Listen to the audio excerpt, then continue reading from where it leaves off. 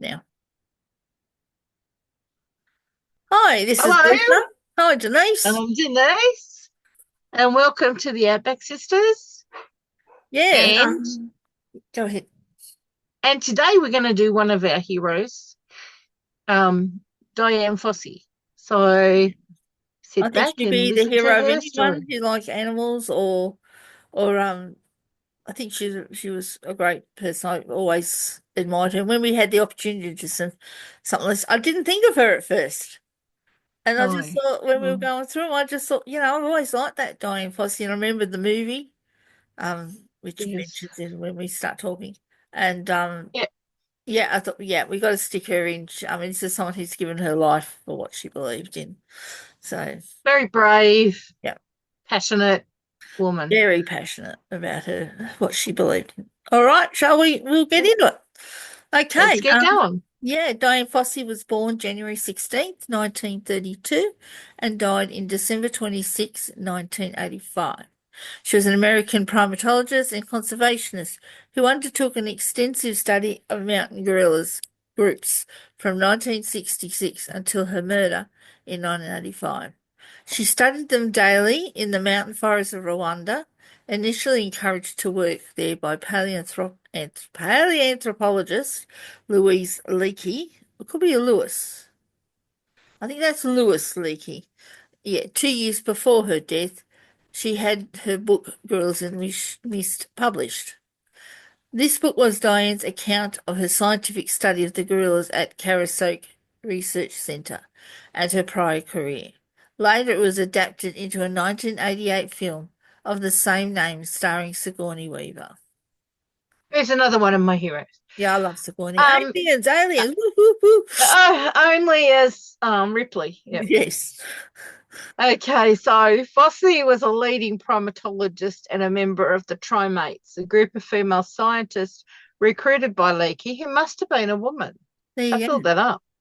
To Yeah. study great apes in their natural environments, along with Jane Goodall, who studied chimpanzees, and the root Gaudicus, who studied orangutans. Um, and Jane Goodall will also be in our recordings later on. Yep. She spent 20 years in Rwanda, where Diane's support for conservation efforts, strong opposition to poaching and tourism in wildlife habitats, helped make people more aware of the dire need for gorilla protection. Of course, this put her at the firing line of those who opposed change to the gorillas in Rwanda and would lead to her murder in December 85. Although Fossey's American research assistant was convicted in absentia, there is no consensus as to who killed her. Her research and conservation work helped reduce the downward population trend in mountain gorillas. Fossey was born in San Francisco, California. She was the daughter of Hazel Kidd, a fashion model, and George Edward Fossey III, a real estate agent and business owner. Her parents divorced when she was 6. Her mother remarried the following year. Just give me a break. I'm going to stop for a sec. You're going to have to cut this out. All right, darling. See you when you get back. I can't work out how to cut things out. Yeah. Her parents divorced when she was 6. Her mother remarried the following year to businessman Richard Price. Her father tried to keep in contact, but her mother discouraged it, and all contact was subsequently lost. Fossey's stepfather, Richard Price, never treated her as his own child. He would not allow Fossey to sit at the dining room table with him Oh. or her mother during dinner. A man adhering to strict discipline, Price offered Fossey little to no emotional support. Although by 1950, Richard and Hazel would relocate to Diane to Marin County, the same county where her father, George Fossey, now married to Mrs. Gladys Bove Nicola, resided. George and Gladys divorced in 1960. His third and final marriage would be to Catherine Smith around 1959. Catherine has mistakenly been cited as Diane's mother over the years. Struggling with personal insecurities, which I'm not. After that first stepfather, I'm not surprised. She turned Yeah. to animals as a way to gain acceptance. Her love of animals began with her first pet goldfish and continued throughout her life. By age of 6, she began riding horses, earning a letter from her school. By her college graduation in 1954, Fossey had established herself as an equestrian. Fossey attended Lowell High School. Following the guidance of her stepfather, she enrolled in a business course at College of Marin in San Francisco. However, spending her summer on a ranch in Montana at the age of 19 rekindled her love with animals, and she enrolled in a pre-veterinary course in biology at the University of California. California Davis, in defiance of her stepfather's wishes for her to attend a business school. Fossey decided to spend her professional life working with animals. So consequently, Fossey's parents failed to give her any substantial financial support in her adult life. She supported herself by working as a clerk at a white front department store, doing other clerking and laboratory work, and labouring as a machinist in a factory.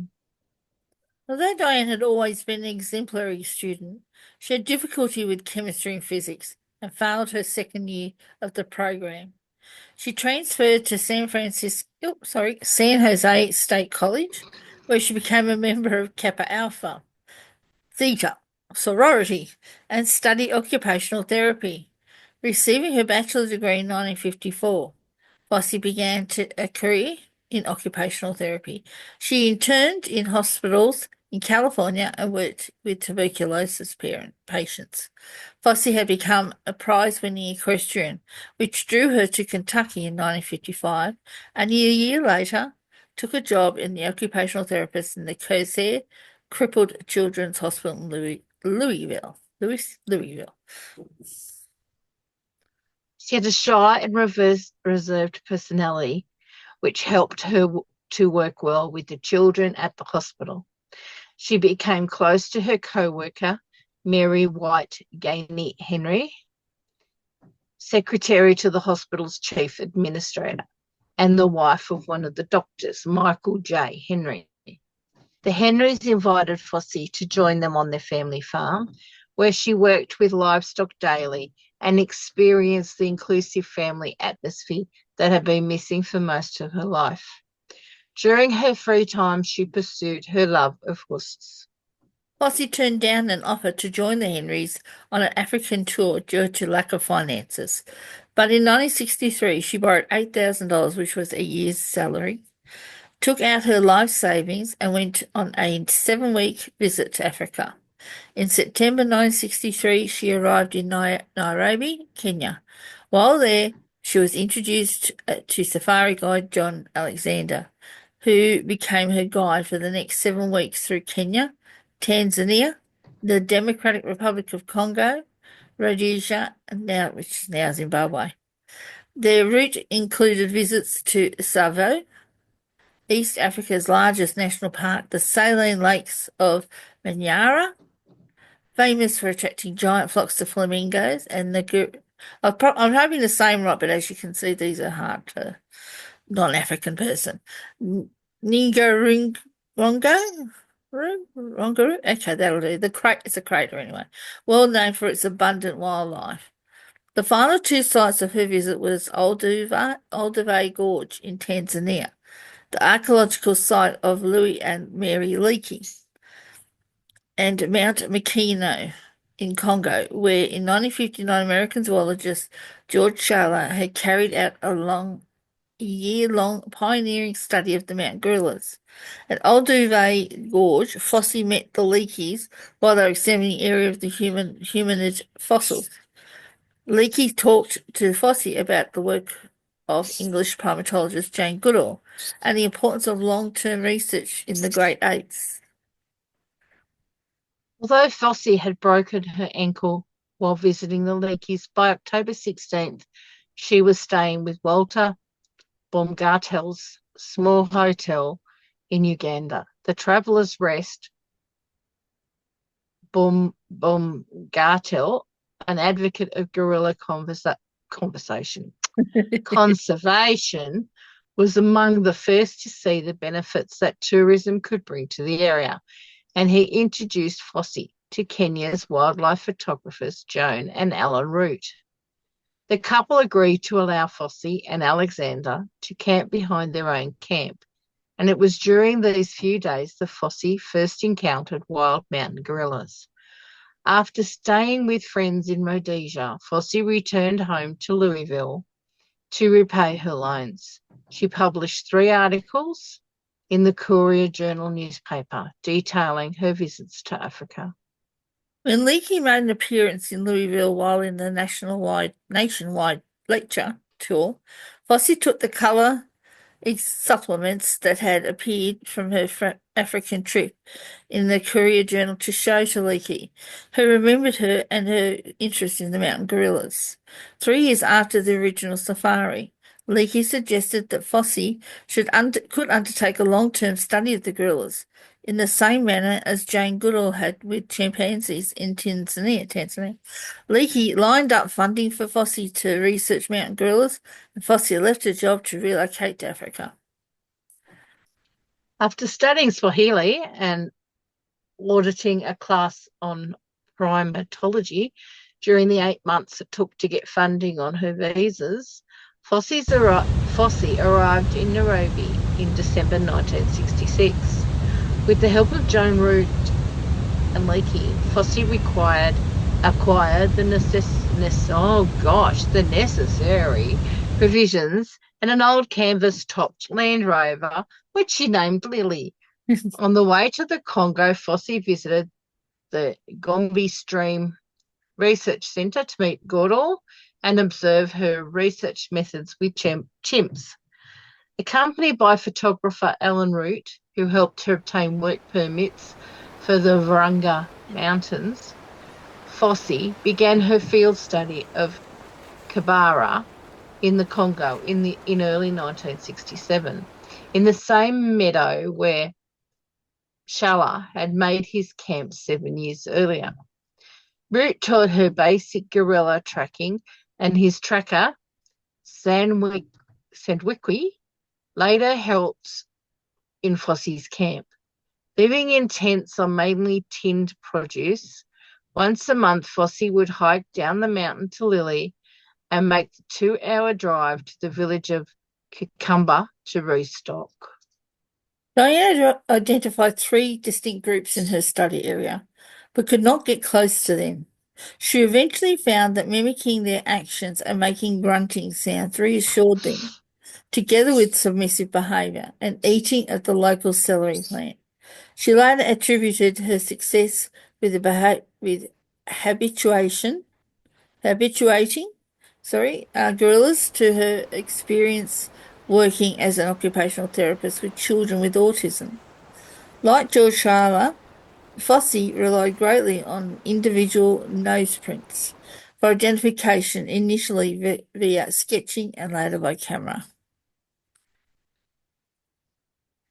Fossey had arrived in the Congo in locally turbulent times. Known as the Belgian Congo until its independence in June 1960, unrest and rebellion plagued the new government until 1965, when Lieutenant General Joseph Desire Mobutu, by then Commander-in-Chief of the National Army, seized control of the country and declared himself president for 5 years during what is now called the Congo Crisis. During the political upheaval, a rebellion and battles took place in the Kivu province. On July 9th, 1967, soldiers arrived at the camp to escort Fossey and her research workers down, and she was detained at Rumangabo for 2 weeks. Fossey eventually escaped through bribery to Walter Baumgartel's Traveller's Rest Hotel in Kisoro, where her escort was arrested by the Ugandan military. Advised by the Ugandan authorities not to return to the Congo after meeting Leakey in Nairobi, Fossey agreed with him against US Embassy advice to restart her study on the Rwandan side of the Varangas. In Rwanda, Fossey met local American expatriate Rosamond Carr, who introduced her to Belgian local Aliette de Monk. De Monk had a local's knowledge of Rwanda and offered to find Fossey a suitable site for studying. You can certainly see that she had a lot of help. There's a lot of people in her past that have helped her get through the difficult bits, I needs wonder herself. too how many people are still over there now researching and doing Well, this that's kind of right. work. I don't know, but I think I've seen that the mountains are pretty well taken over by the native people. I'm sorry, because I'm the Ugandans and the Congo people of the Congo, and that people take tours with them. I didn't see any.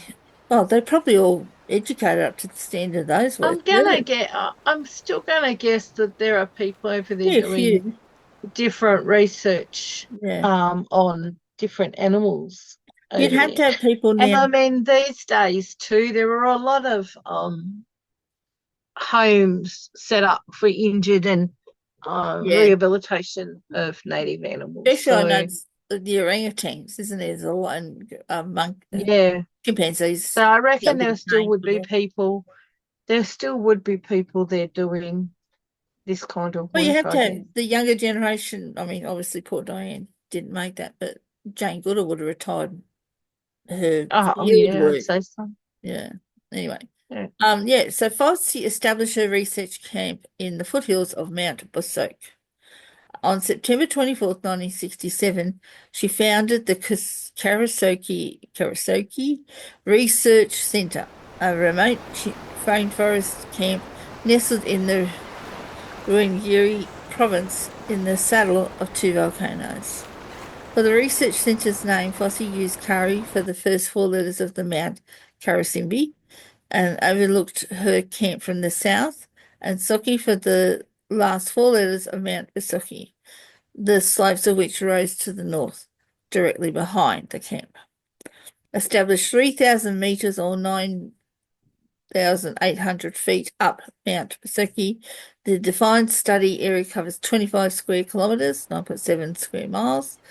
She became known to locals as, I'm going to have trouble saying this name, as Nirimashelibili, or, and another one, roughly translated as the woman who lives alone in the mountain. Unlike the gorillas from the Congo side of the Varangas, the Karasoke area gorillas had never been partially habituated by Scheller's study. Dr. George Scheller pioneered field research in the 60s on mountain gorillas in the Virunga Mountains in the Democratic Republic of Congo and Uganda.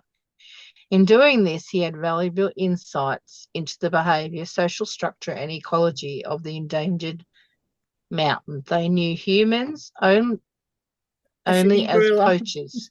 Should have been Yeah, Danger I Mountain think Gorilla. I think it gorilla, I would. think mountain gorilla. Yeah, They we knew went. humans only as poachers and killers and all that kind of stuff. Yeah, And it took longer for Fossey to be able to study these gorillas at a close distance.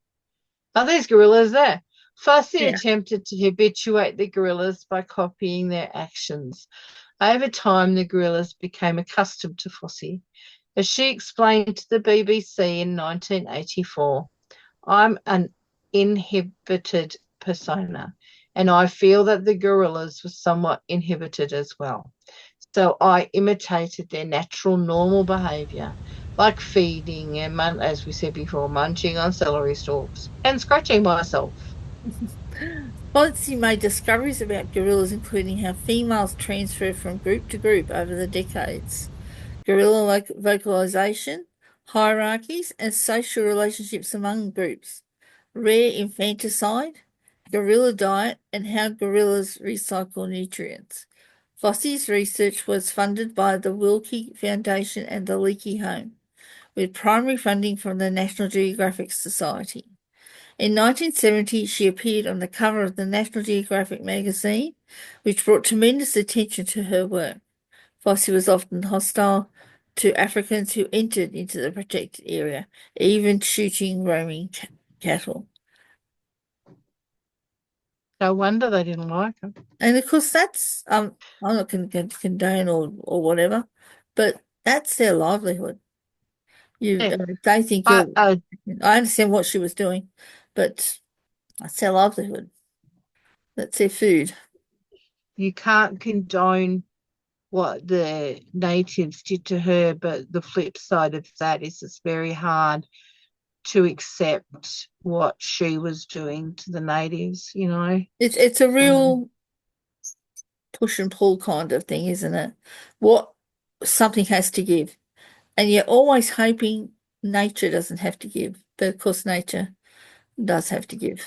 I It's very guess rare. I mean, in my hope is the fact that with the everybody can find a way to live together and respect nature. I know at some point nature's the loser, but there has to be a way that You got to try. everybody can get along and nature doesn't have to be the Yeah, absolute loser.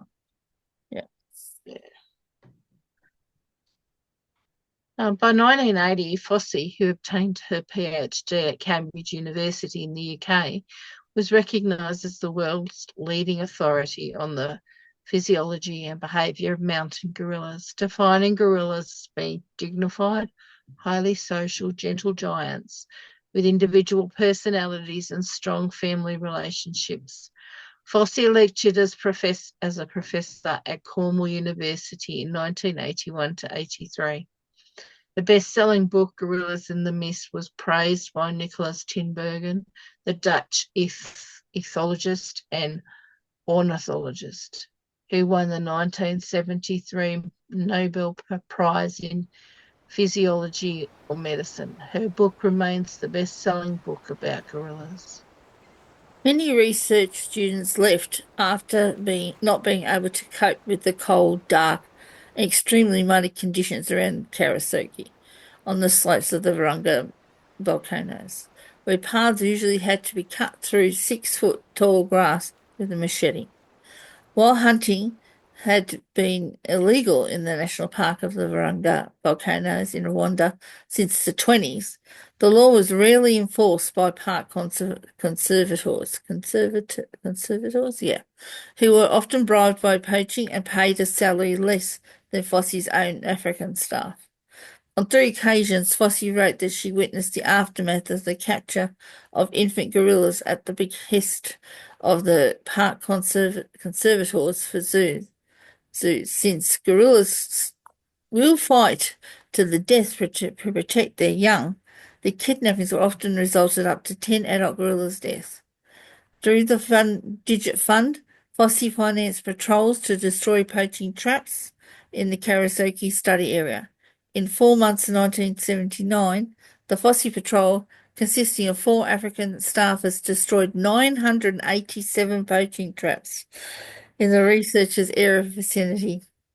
The official Rwandan National Park Guard consisted of 24 staffers, did not eradicate any poaching traps during the same period. The eastern portion of the park was patrolled by Fossey poachers, virtually eradicated by the park's elephants for ivory, and killed more than a dozen gorillas. That's disgusting. I can't believe 900 traps. That's the way, isn't it? Yeah, Fossey helped in the arrest of several poachers, some of whom served prison sentences. All of them should have I should served have. Yeah, prison sentences. In 1978, Fossey attempted to prevent the export of 2 young gorillas, Coco and Pucker, from Rwanda to the zoo in Cologne, Germany.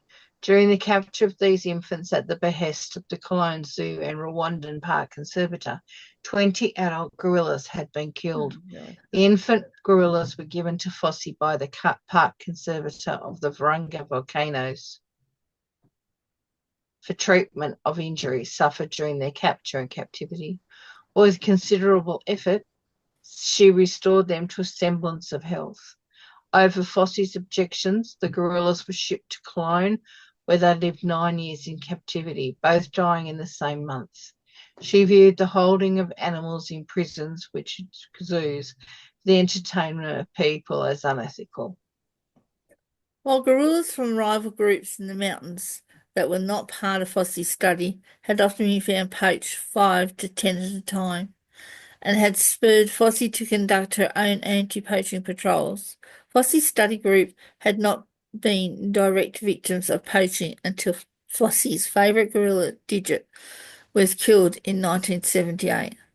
Later that year, the silverback of Digit's Group 4, named for Fossey's Uncle Bert, was shot in the heart while trying to save his son Quelly from being seized by poachers cooperating with the Rwandan Park Conservator. Quelly's mother, Macho, was also killed in the raid, but as the result of Uncle Bert's intervention, Quelly was not captured. However, 3-year-old Quelly died slowly and painfully of gangrene from being brushed by the poacher's bullet.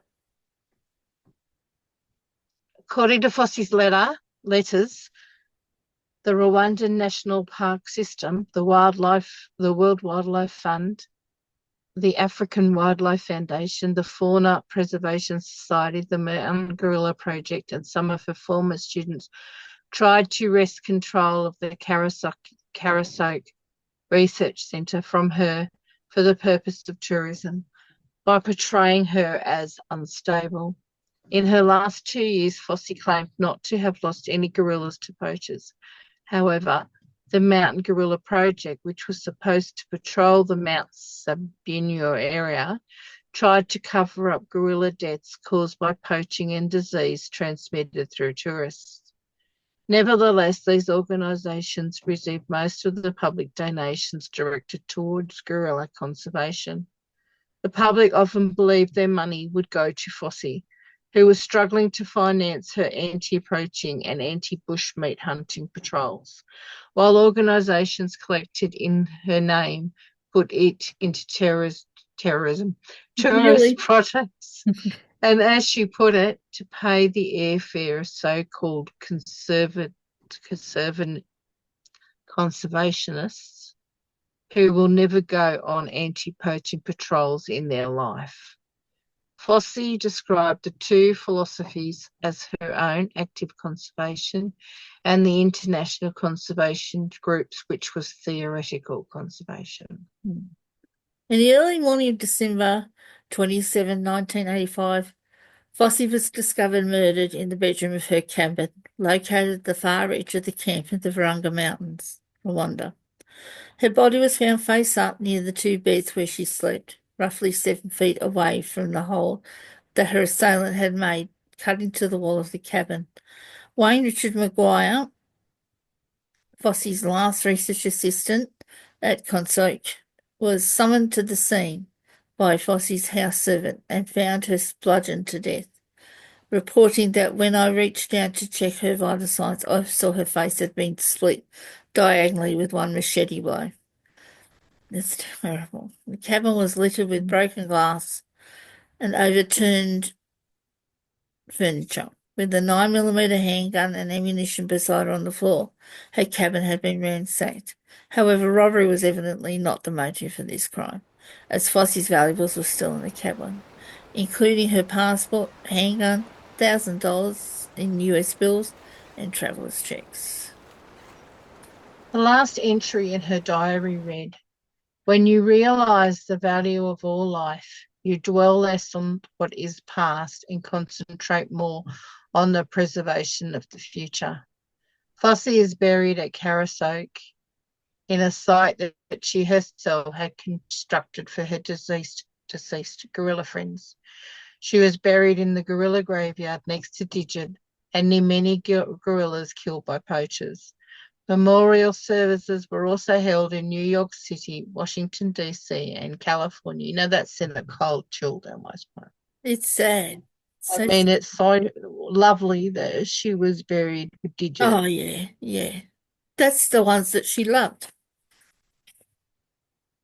Okay, sorry, my turn. Who needs to be Yeah. buried with family when you Yeah. have. Yeah. After Fossey's murder, her entire staff were arrested. This included Rwandan Emmanuel Ruwalinka Kana, a tracker who had been fired from his job after he allegedly tried to kill Fossey with a machete. According to the government's account of Maguire's trial, according to the account that was in the trial, all were later released except Ruwalinki, who was later found dead in prison, allegedly having hung himself. Rwandan courts later tried and convicted Wayne Maguire in absentia for her murder. The alleged motive was that Maguire murdered Fossey in order to steal the manuscript of the sequel to her 1983 book, Gorillas in the Mist. At the trial, investigators said Maguire was not happy with his own research and wanted to use any dishonest means possible to complete his work. Maguire had returned to the United States in July 1987, and because there was no extradition treaty between US and Rwanda at the time, Maguire did not return to Rwanda. His penalty was death by shooting. Following his return to the US, Maguire gave a brief statement at the news conference in Century City, Los Angeles, saying Fossey had been his friend and mentor, calling her death tragic and the charges outrageous.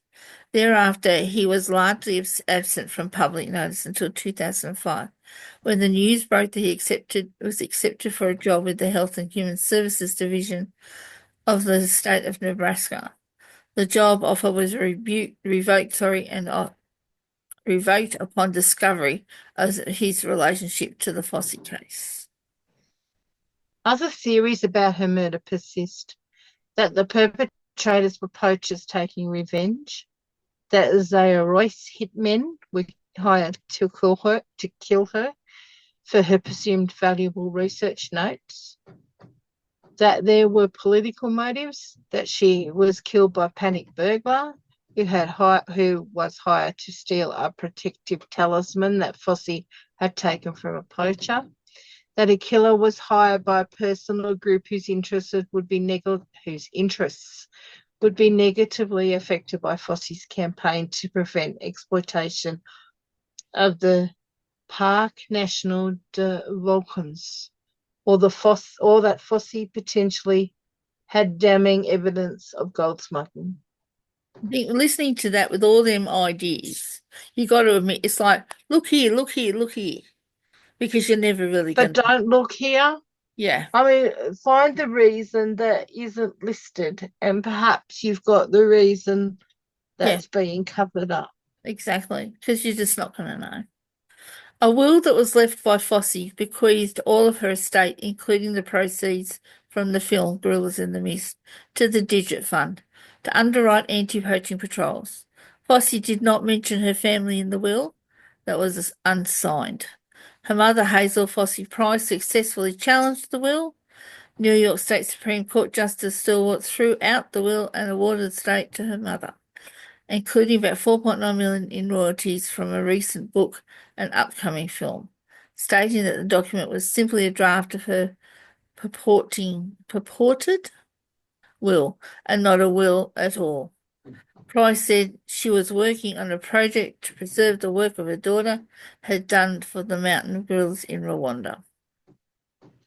In 2001, protests Ziguranirazo, who was suspected of ordering Fossey's murder, was arrested in Belgium. That's nowhere near right. Foster's The pronunciation of that word. Fossey attended Darwin College at Cambridge. Why am I going back to that? Oh, this is just about her personal views. That she'd had a relationship with someone. This is Lisa from Outback Sisters. We will continue in as part 2.